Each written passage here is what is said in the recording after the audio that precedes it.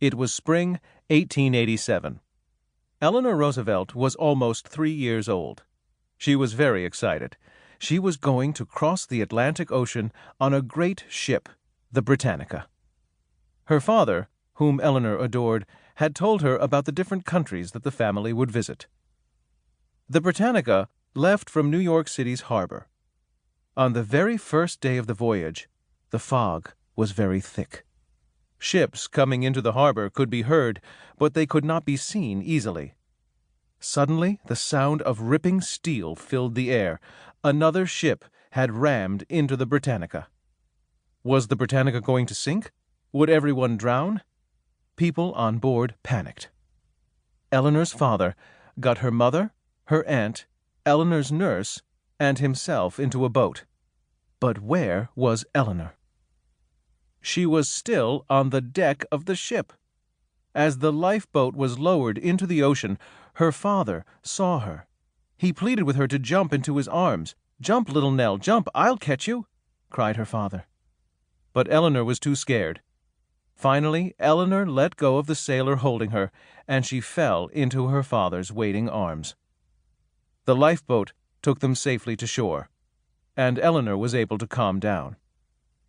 But that terrible day stayed with Eleanor all her life.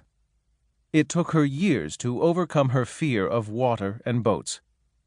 Even so, that fearful little girl became a fearless, famous world traveler.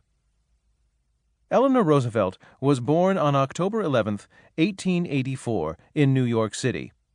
She was named Anna Eleanor Roosevelt. She was called Eleanor because her mother's name was also Anna. Eleanor's mother was known for her great beauty. Her father, Elliott Roosevelt, was a smart, dashing gentleman. They both came from rich and successful families. They could trace their ancestors back over 200 years. At the turn of the century, rich and poor people lived very different lives.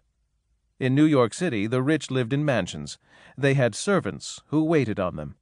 The rich all seemed to know one another. They married one another. The men worked as bankers, lawyers, or in a family business. Women did not work. They stayed home, entertained, and visited one another.